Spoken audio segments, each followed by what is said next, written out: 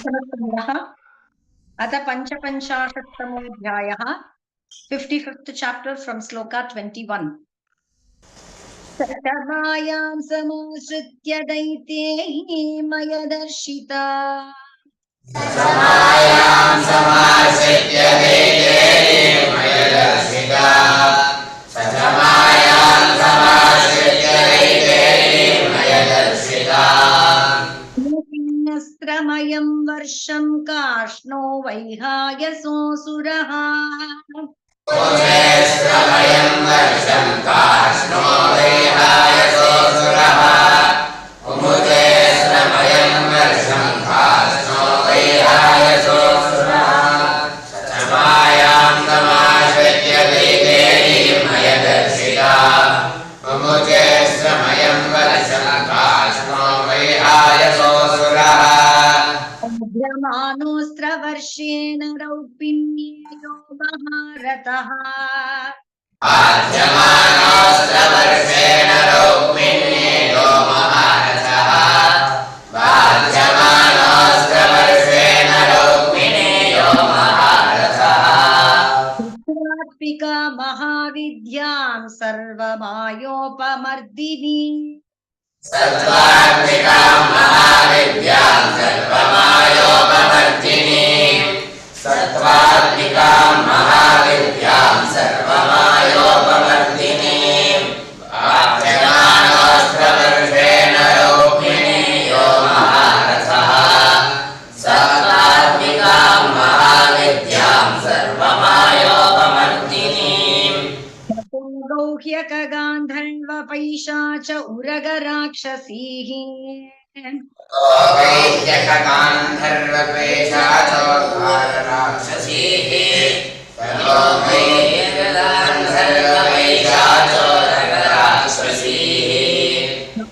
गौह्यकगान्धर्वपैशाच उरगराक्षसीः ततो गौह्यकगान्धर्वपैशाचोरराक्षसीः ततो गौह्यकगान्धर्वपैशाचोरराक्षसीः ्रायुतशतशो दैत्यः काष्ठिव्यदमयत्सताः राजन्त्रशतशो दैत्यः कार्ष्ण्यव्यथमयत्सताः प्रायन्त्रशतशो दैत्यः कार्ष्ण्यव्यथमयत्सताः ततो गौह्यकगान्धर्वपैशाचोरराक्षसीः प्रायन्त्रशतशो दैत्यः कार्ष्ण्यव्यथमयत्सताः जातम् असि मुद्यम्य स किरीटं स कुण्डलम् निषादमधिमुद्यम्य स किरीटं स कुण्डलम् निषादमधिमुद्यम्य स किरीटं स कुण्डलम् सम्बरस्य शिरकाया ताम्रश्मश्रोजसा हरत् सम्बरस्य शिरकाया ताम्रश्मश्रोजसा हरत् सम्बरस्य शिरकाया ताम्रश्मश्रोजसा हरत् निषादमधिमुद्यम्य स किरीटं स कुण्डलम् शम्बरस्य शिरकाया ताम्रश्मश्रोजसा हरत् वीर्यमानो दिविजैः सुवद्भिः कुसुमोत्करैः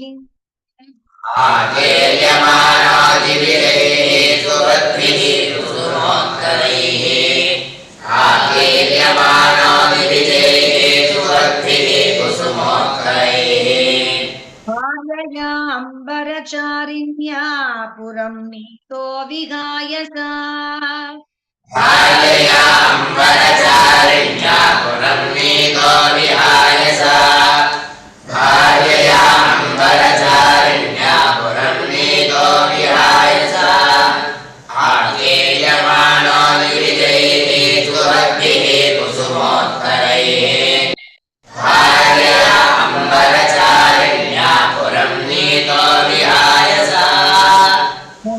पुरवरं राजन्नलनाशतसङ्कुलम् अन्तःपुरवरं राजन्नलनाशतसङ्कुलम्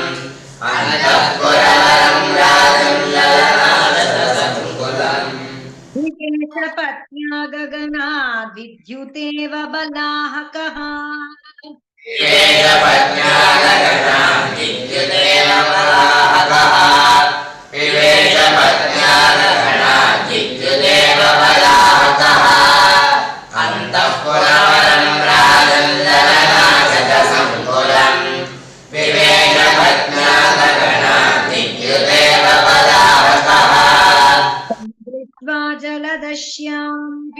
पीतकौशेयवाससम्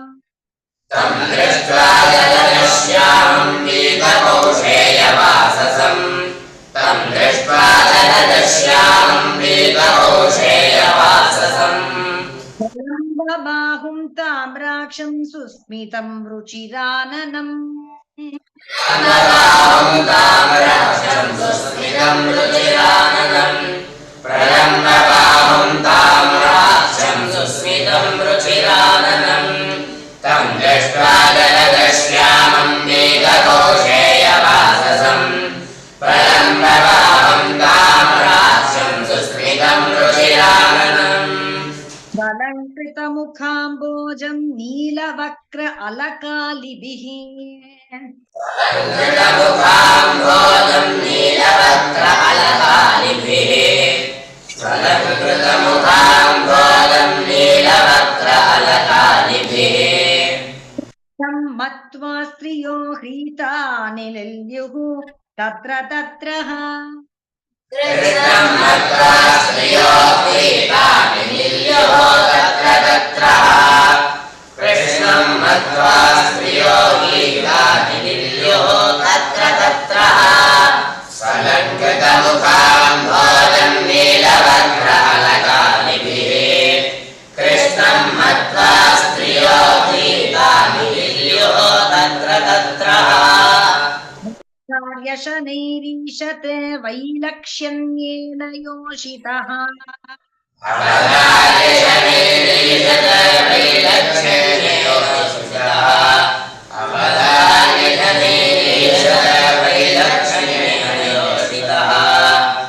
उपजग्मुः प्रमुदिताः सस्त्रीरक्तं सुविस्मिताः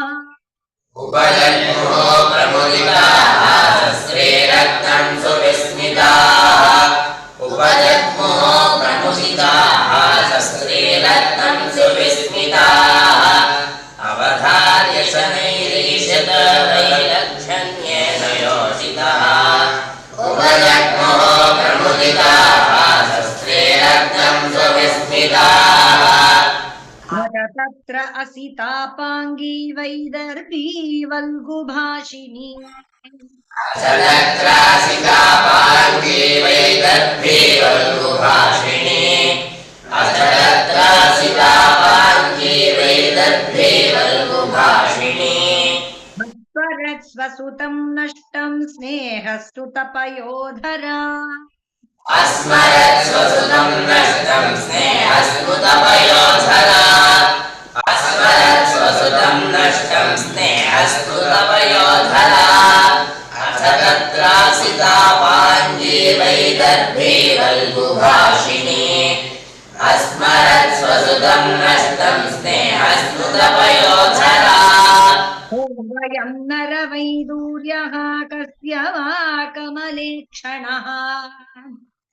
वयं नरवैदूर्यः कस्य वा कमले क्षणः वयं नरवैदूर्यः कस्य वा कमले क्षणः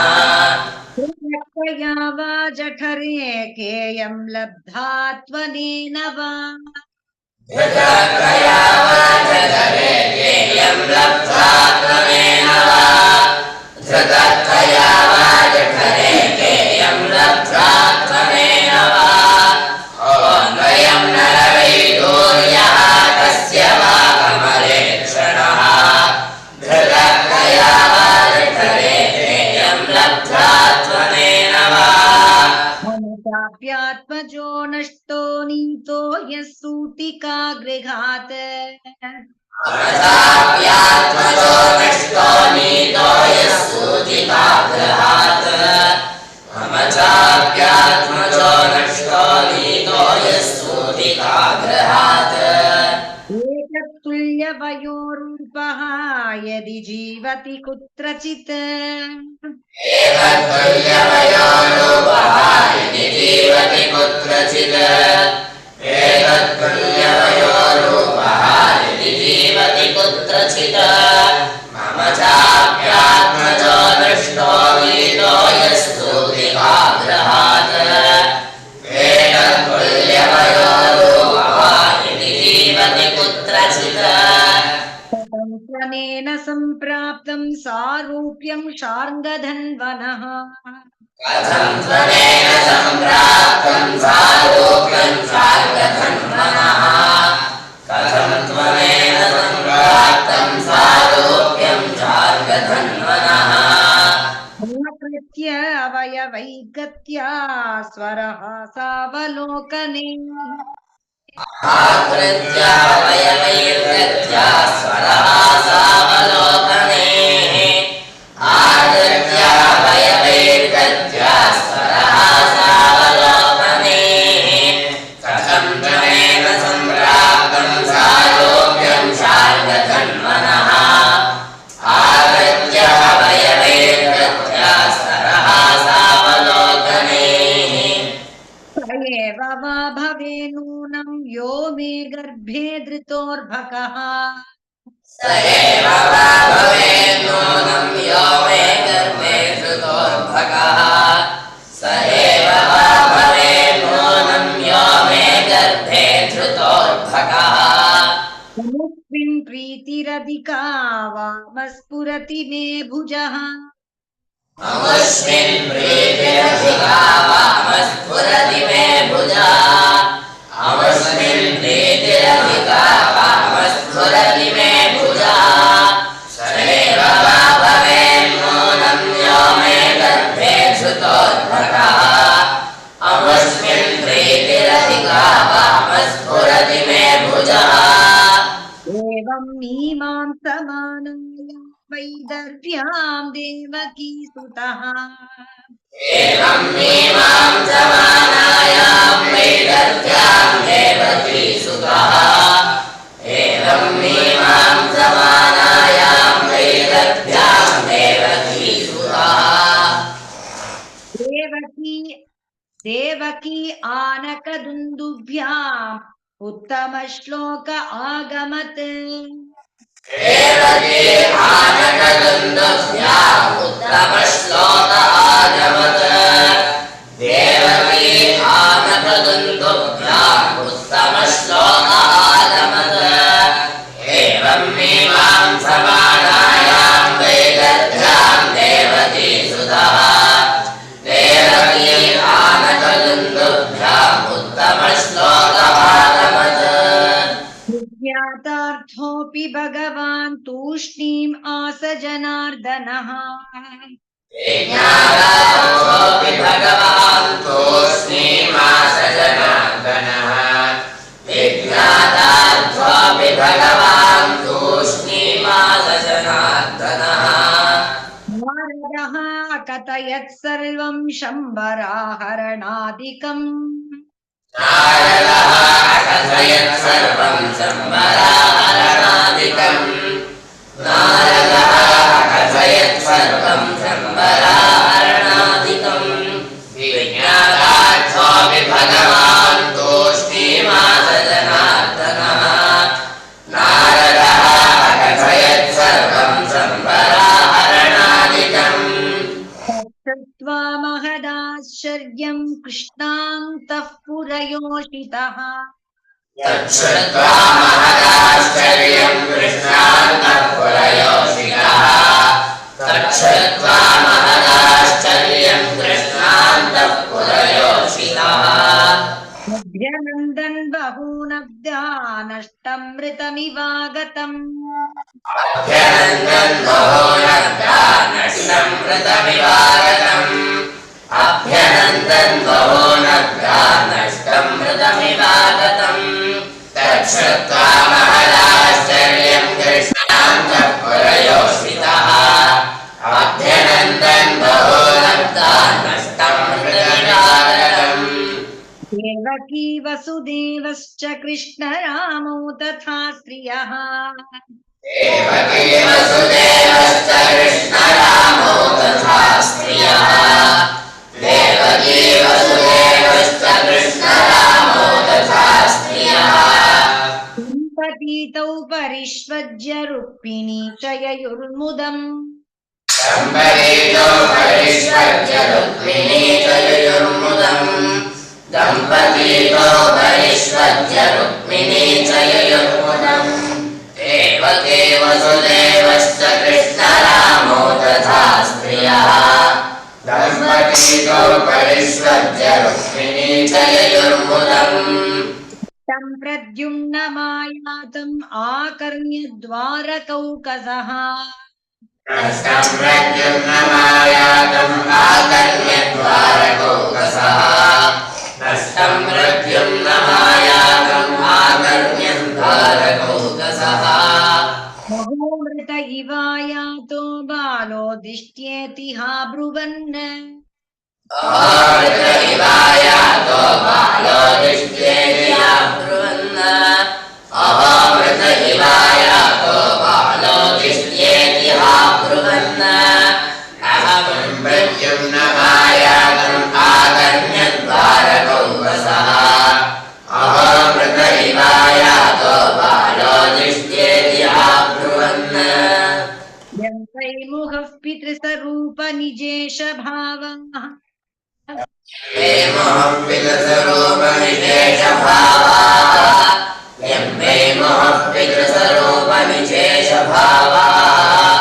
तन्मातरो यदभजन् रहरूढभावाः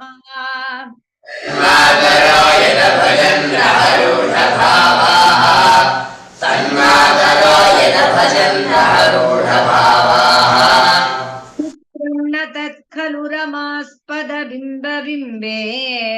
चित्रं न तत्खलु रमास्पदबिम्बबिम्बे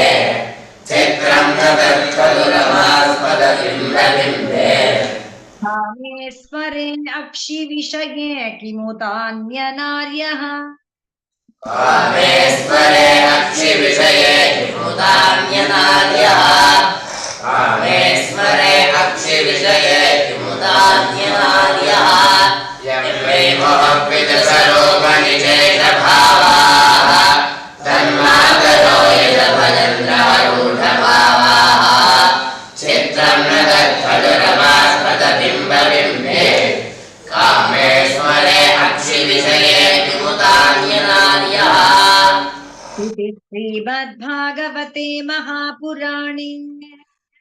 श्रीमद्भागवते महापुराणे इति श्रीमद्भागवते महापुराणे पारमहंस्यां संहितायां दशमस्कन्धे पारमहंस्यां संहितायां दशमस्कन्धे पारमहंस्यां संहितायां दशमस्कन्धे उत्तरार्धे प्रद्युम्नोत्पत्तिनिरूपणं नाम पञ्चपञ्चाशत्तमोऽध्यायः उत्तरार्धे प्रद्युम्नोत्पत्तिनिरूपणं नाम पञ्चपञ्चाशत्तमोऽध्यायः उत्तरार्धे प्रद्युम्नोत्पत्तिनिरूपणं